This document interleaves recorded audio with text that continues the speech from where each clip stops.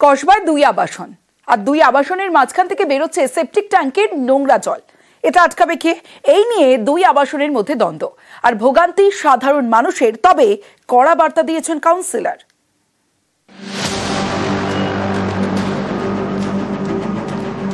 রাস্তায় গড়িয়ে আসছে জল, সেপটিক ট্যাঙ্কের নোংরা জল, এর দুর্গন্ধে টেকা দেয়।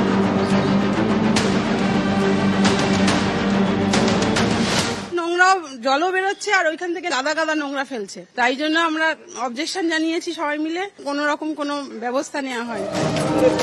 দক্ষিণ কলকাতার কসবায় ডক্টর GS বোস রোড, এখানে পাশাপাশি দুটি আবাসন, মাঝখানে দুটি আবাসনের সেপটিক ট্যাঙ্ক।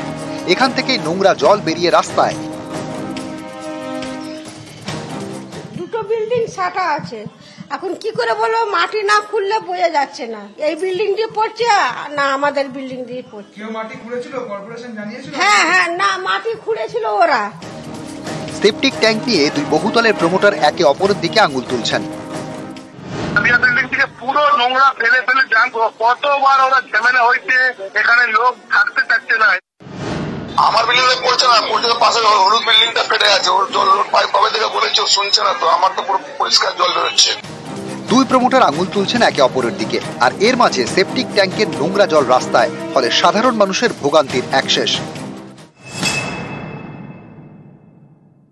কাউন্সিলরকে আমরা দীর্ঘদিন ধরে বলছি, কাউন্সিলর কোন রকম কর্ণপাত করছেন না। উনি কাউন্সিলর এখানেই থাকেন, তো ওনার কি কোনো দায়িত্ব নেই? আমরা অলরেডি দুটো নোটিশ করে দিয়েছি, আমরা রেজিস্ট্রি এফআইআর করে আমরা যা যা আইনত ব্যবস্থা আছে আমরা সেগুলো গ্রহণ করব। কবে হুঁশ ফিরবে এই বহুতল দুটির প্রমোটারের কিংবা এই বহুতলের মালিকদের?